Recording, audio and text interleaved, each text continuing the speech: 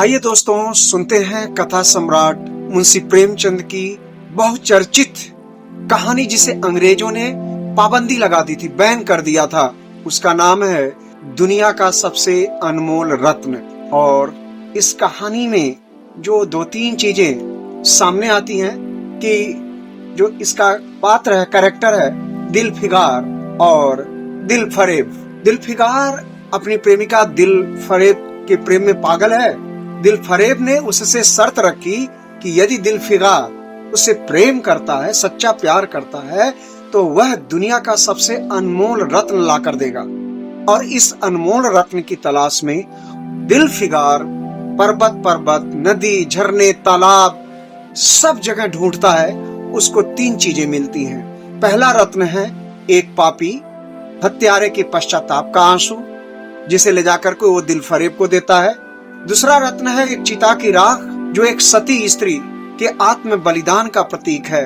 उसकी राख ले जाकर के वो दिलफरेब को देता है। और तीसरा और अंतिम सबसे महत्वपूर्ण इस कहानी की आत्मा है, वह है कि एक भारतीय सिपाही का खून जो आखिरी बूंद तक अपनी मातृभूमि के लिए, अपने वतन के लिए, अपने को न्यौछावर करते हुए अपना एक एक खून का कतरा देश के लिए बलिदान कर देता है, कुर्बान कर देता है। तो दोस्तों, बिना देरी किए हुए आइए चलते हैं, सुनते हैं मुंशी प्रेमचंद की यह कहानी, दुनिया का सबसे अनमोल रत्न। इसमें दो ही पात्र हैं, दिलफिगार और दिलफरेब। तो चलिए सुनते हैं।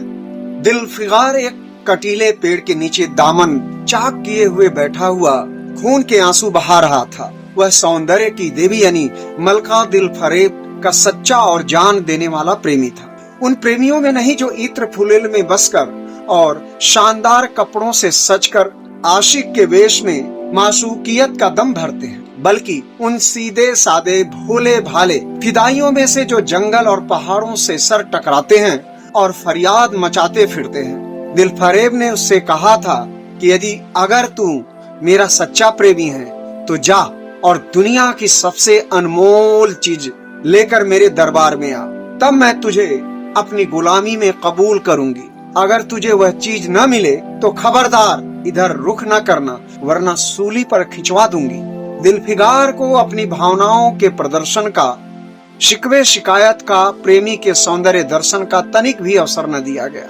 दिलफरेब ने ज्यों ही यह फैसला सुनाया, उसके चौकीदारों ने गरीब दिलफिगार को धक्के देकर बाहर निकाल दिया। और आज 3 दिन से यह आफत का मारा आदमी उसी कटीले पेड़ के नीचे, उसी भयानक मैदान में बैठा हुआ सोच रहा है कि क्या करूं। दुनिया की सबसे अनमोल चीज मुझको मिलेगी? नामुमकिन। और वह क्या है?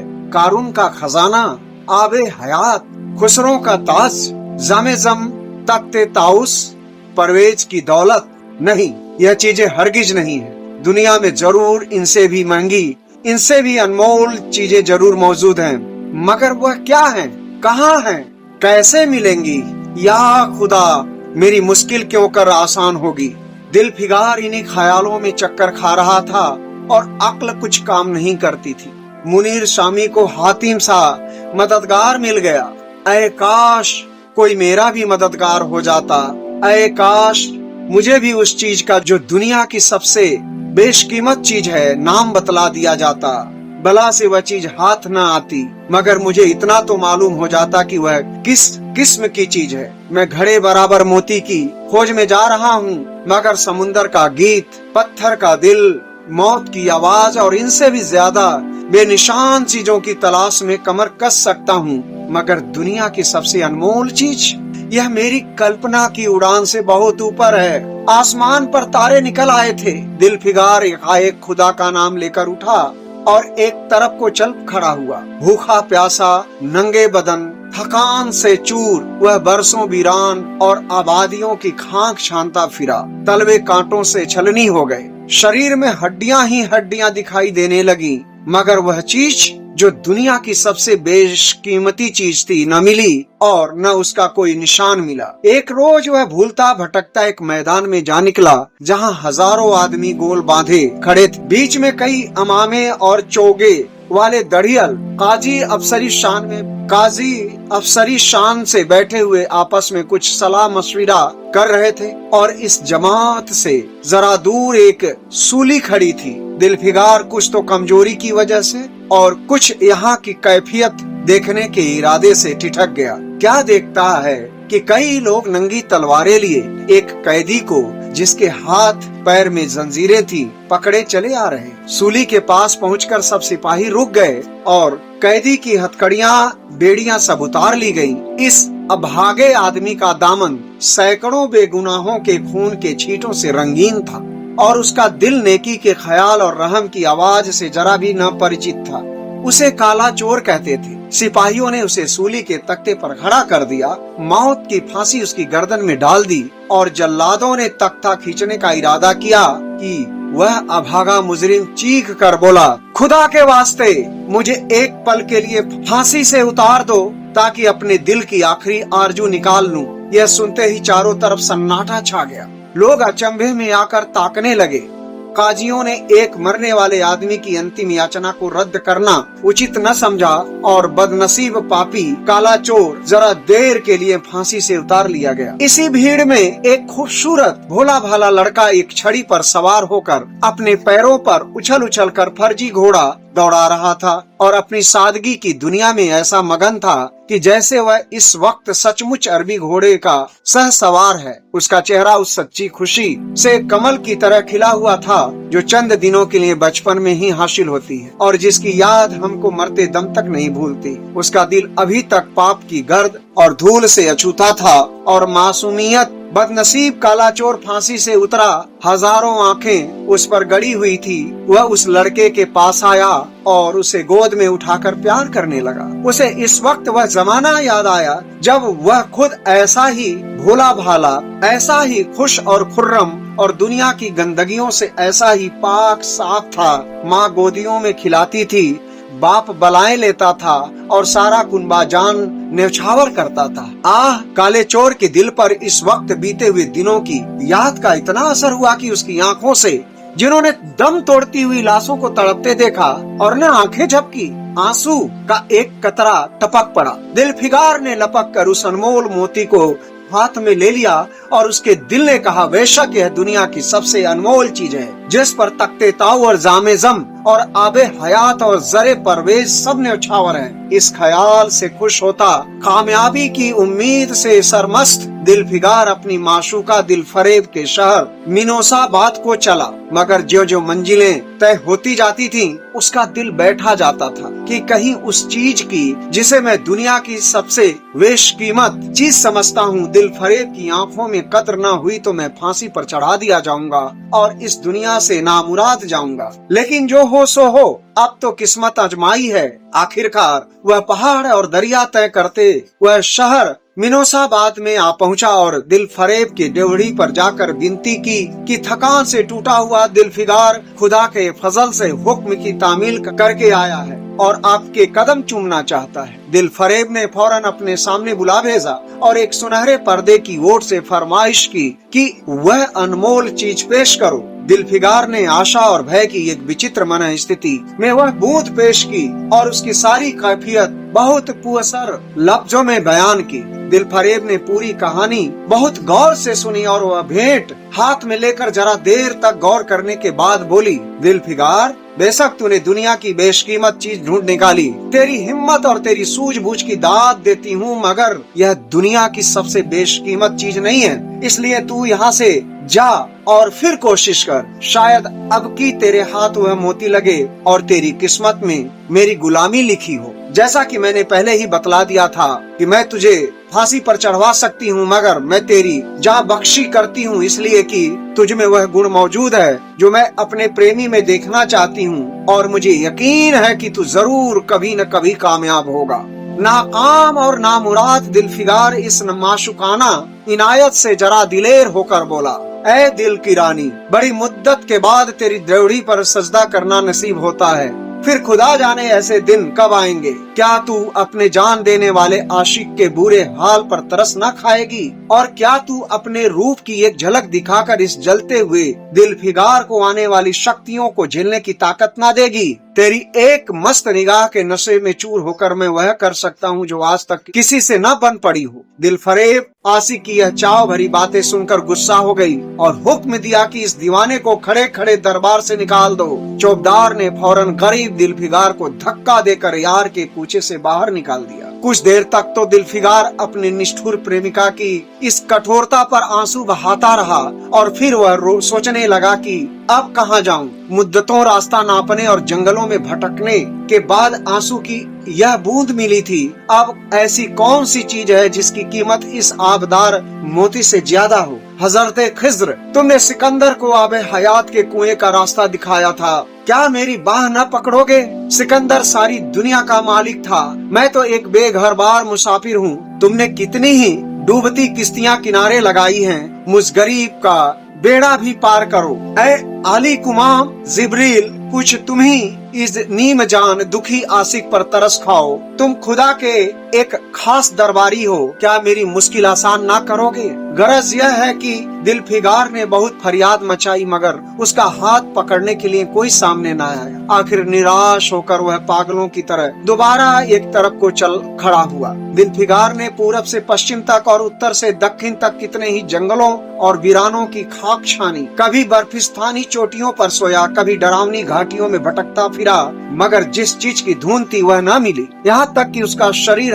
हड्डियों का एक ढांचा रह गया। एक रोज वह शाम के वक्त किसी नदी के किनारे खस्ता हाल पड़ा हुआ था। बेखुदी के नशे से चौंका तो क्या देखता है कि चंदन की एक चिता बनी हुई है और उस पर एक युवती सुहाग के जोड़े पहने 16 श्रृंगार किए बैठी है। उसकी जांग पर उसके प्यारे पति का सिर है। हजारों आदमी गोल बांधे खड़े हैं और फूलों की बरखा कर रहे हैं। एकाएक चिता में से खुद ब खुद एक लपट उठी। सती का चेहरा उस वक्त एक पवित्र भाव से आलोकित हो रहा था। चिता की पवित्र लपटें उसके गले से लिपट गईं और दम के दम में वह फूल सा शरीर राख का ढेर हो गया। प्रेमिका ने अपने को प्रेमी पर न्यौछावर कर दिया और दो प्रेमियों के सच्चे पवित्र अमर प्रेम की अंतिम लीला आंख से ओझल हो गई। जब सब लोग अपने घरों को लौटे तो दिलफिगार चुपके से उठा और अपने चाक दामन कुर्ते में यह राख का ढेर समेट लिया और इस मुट्ठी भर राख को दुनिया की सबसे अनमोल चीज समझता हुआ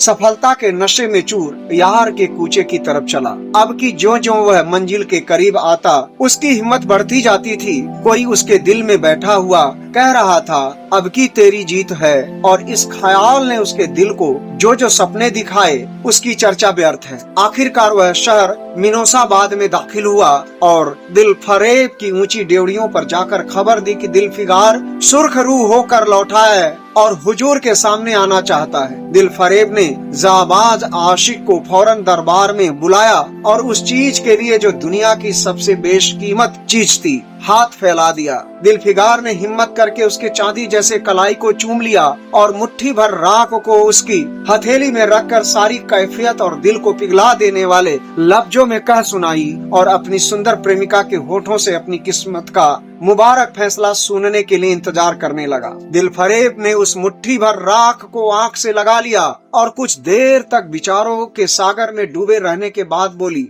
ऐ जान निछावर करने वाले आशिक दिलफिगार, बेशक यह राख जो तू लाया है जिस लोहे को सोना कर देने वाली सिफत है, दुनिया की बहुत बेशकीमत चीज है और मैं सच्चे दिल से तेरी एहसानमंद हूँ कि तूने ऐसी अनमोल भेंट मुझे दी है। मगर दुनिया में इससे भी ज्यादा अनमोल कोई चीज है, जा उसे तलाश कर और तब मेरे पास आ। मैं तहे दिल से दुआ करती हूँ कि खुदा तुझे कामयाब करे। यह कहकर वह सुनहरे पर्दे से बाहर आई और माशुकाना अदा से अपने रूप का जलवा दिखाकर फिर नजरों से ओझल हो गई। एक बिजली सी कौंधी और फिर बादलों के पर्दे में छिप गई। अभी दिलफिगार के होश हवास ठिकाने पर न आने पाए थे कि चौबदार ने मुलायमियत से उसका हाथ पकड़कर यार के कूचे से उसको निकाल दिया और फिर तीसरी बार वह प्रेम का पुजारी निराशा के अथाह समुद्र में गोता खाने लगा। दिलफिगार का हियाब छूट गया। उसे यकीन हो गया कि मैं दुनिया में उसी तरह नाशाद और नामुराद मर जाने के लिए पैदा किया गया था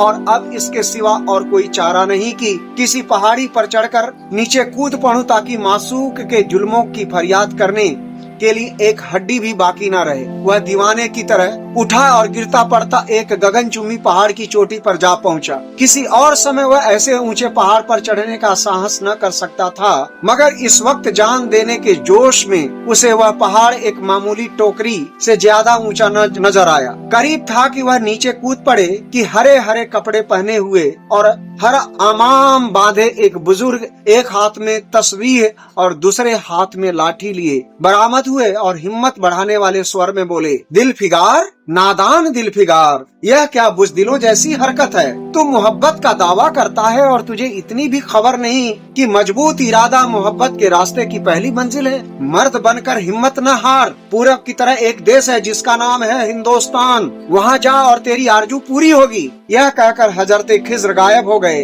दिलफिगार ने शुक्रिया की, नमाज अदा की और ताजा हौसले, ताजा जोश और अलौकिक सहायता का सहारा पाकर खुश खुश पहाड़ से उतरा और हिंदुस्तान की तरफ चल पड़ा। मुद्दतों तक कांटों से भरे हुए जंगलों और आग बरसाने वाले रेगिस्तानों, कठिन घाटियों और अलंघ्य पर्वतों को तय करने के बाद दिलफिगार हिंद की पाक सरजमी में दाखिल हुआ और एक ठंडे पानी के सोते में सफर की तकलीफें धोकर थकान के मारे नदी के किनारे लेट गया। शाम होते होते वह एक चटियल मैदान में पहुंचा जहां बेशुमार अधमरी और बेजान लाशें बिना कफन की पड़ी हुई थी। चील, कौवे और वहशी दरिंदे भरे पड़े थे और सारा मैदान खून से लाल हो रहा था। यह डरावना दृश्य देखते ही दिलफिगार का जी दहल गया। या खुदा, किस मुसीबत में जान फंसी। मरने वालों का कराहना, सिसकना और एड़ियां रगड़कर जान देना, दरिंदों का हड्डियों को नोचना और गोश्त के लोथड़ों को लेकर भागना, ऐसा हौलनाक सीन दिलफिगार ने कभी न देखा था। यकाएक उसे ख्याल आया यह लड़ाई का मैदान है और यह लाशें सुरमा सिपाहियों की हैं। इतने में करीब से कराहने की आवाज आई। दिलफिगार उस तरफ फिरा तो देखा कि एक लंबा तगड़ा आदमी जिसका मर्दाना चेहरा जान निकलने की कमजोरी से पीला हो गया है, जमीन पर सर झुकाए पड़ा हुआ है। सीने से खून का फव्वारा जारी है, मगर आबदार तलवार की मूठ पंजे से अलग नहीं हुई। दिलफिगार ने एक चीथड़ा लेकर घाव के मुंह पर रख दिया ताकि खून रुक जाए और बोला, ऐ जवां मर्द, तू कौन है? जवां मर्द ने यह सुनकर आंखें खोली और वीरों की तरह बोला, क्या तू नहीं जानता मैं कौन हूँ? क्या तूने आज इस तलवार की काट नहीं देखी? मैं अपनी माँ का बेटा और भारत का सपूत हूँ। यह कहते कहते उसकी त्योरियों पर बल पड़ गए। पीला चेहरा गुस्से से लाल हो गया और आबदार शमशीर फिर अपना जौहर दिखाने के लिए चमक उठी। दिलफिगार समझ गया कि है इस वक्त मुझे अपना दुश्मन समझ रहा है। नरमी से बोला, ऐ जवां मर्द, मैं तेरा दुश्मन नहीं, मैं अपने वतन से निकला हुआ एक गरीब मुसाफिर हूँ। इधर भूलता भटकता आ निकला हूँ। बराए मेहरबानी मुझसे यहाँ की कुल कैफियत बयान कर। यह सुनते ही घायल सिपाही बहुत मीठे स्वर में बोला, अगर तू मुसाफिर है तो आ और मेरे खून से तर पहलू में बैठ जा, क्योंकि यही 2 अंगुल जमीन है जो मेरे पास बाकी रह गई है और जो सिवाय मौत के कोई और छीन नहीं सकता। अफसोस कि तू यहाँ ऐसे वक्त में आया जब तेरा आतिथ्य सत्कार करने के योग्य नहीं। हमारे बाप दादा का देश आज हमारे हाथ से निकल गया और इस वक्त हम बेवतन हैं, मगर पहलू बदल कर हमने हमलावर दुश्मन को बता दिया कि राजपूत अपने देश के लिए कैसी बहादुरी से अपनी जान देता है। यह आसपास जो लाशें तू देख रहा है ना, यह उन लोगों की है जो इस तलवार के घाट उतारे गए हैं मुस्कुराकर। और गो कि मैं बेवतन हूँ, मगर गनीमत है कि दुश्मन की जमीन पर नहीं मर रहा हूँ। सीने के घाव से चिथड़ा निकाल कर क्या तूने यह मरहम रख दिया? खून निकलने दे, इसे रोकने से क्या फायदा? क्या मैं अपने ही देश में गुलामी करने के लिए जिंदा रहूं? नहीं नहीं, ऐसी जिंदगी से मर जाना अच्छा है, इससे अच्छी मौत मुमकिन नहीं। जवां मर्द की आवाज मध्यम हो गई, अंग ढीले पड़ गए, खून इतना ज्यादा बहा कि खुद ब खुद बंद हो गया। रह रह कर एकाध बूंद टपक पड़ता था। आखिरकार सारा शरीर बेदम हो गया, दिल की हरकत बंद हो गई और आंखें मुद गई। दिलफिगार ने समझा अब काम तमाम हो गया कि मरने वाले ने धीमे से कहा, भारत माता की जय, और उनके सीने से खून का आखिरी कतरा निकल पड़ा। एक सच्चे देश प्रेमी और देशभक्त ने देशभक्ति का हक अदा कर दिया। दिलफिगार पर इस दृश्य का बहुत गहरा असर पड़ा और उसके दिल ने कहा, बेशक दुनिया में खून के इस कतरे से ज्यादा अनमोल कोई चीज हो ही नहीं सकती। उसने फौरन खून की बूंद को, जिसके आगे यमन का लाल हेच भी है, हाथ में ले लिया और इस दिलेर राजपूत की बहादुरी पर हैरत करता हुआ अपने वतन की तरफ रवाना हुआ और शक्तियां झेलता हुआ आखिरकार बहुत दिनों के बाद रूप की रानी मलका दिलफरेब की ड्योढ़ी पर जा पहुंचा और पैगाम दिया कि दिलफिगार सुरखरू और कामयाब होकर लौटा है और दरबार में हाजिर होना चाहता है। दिलफरेब ने उसे फौरन हाजिर होने का हुक्म दिया। खुद हस्बे मालूम सुनहरे पर्दे की ओट में बैठी और बोली, दिलफिगार, अब की तू बहुत दिनों बाद वापस आया है, ला दुनिया की सबसे बेशकीमत चीज कहाँ है? दिलफिगार ने मेहंदी रची हथेलियों को चूमते हुए खून का कतरा उस पर रख दिया और उसकी पूरी कैफियत पुरजोर लहजे में कह सुनाई। वह खामोश भी न होने पाया था कि एकाएक यह सुनहरा पर्दा हट गया और दिलफिगार के सामने हुस्न का एक दरबार सजा हुआ नजर आया, जिसकी एक एक नाज़नीन जुलेखा से बढ़कर थी। दिलफरेब बड़ी शान के साथ सुनहरी मनसत पर सुशोभित हो रही थी। दिलफिगार हुस्न का यह तिलिस्म देखकर अचंभे में पड़ गया और चित्र लिखित सा खड़ा रहा कि दिलफरेब मनसत से उठी और कई कदम आगे बढ़कर उससे लिपट गई। गाने वालियों ने खुशी से गाने शुरू किए, दरबारियों ने दिलफिगार को नजरें भेंट की और चांद सूरज को बड़ी इज्जत के साथ मनसत पर बैठा दिया। जब वह लुभावन गीत बंद हुआ तो दिलफरेब खड़ी हो गई और हाथ जोड़कर दिलफिगार से बोली, ऐ जानिशार आशिक दिलफिगार, मेरी दुआएं बर आई और खुदा ने मेरी सुन ली और तुझे कामयाब और सुरखरू किया। आज से तू मेरा मालिक है और मैं तेरी लौंडी। यह कहकर उसने एक रत्न जटित मंजूसा मंगाई और उसमें से एक तख्ती निकाली जिस पर सुनहरे अक्षरों में लिखा हुआ था, खून का आखिरी कतरा जो वतन के हिफाजत में गिरे दुनिया की सबसे अनमोल चीज है।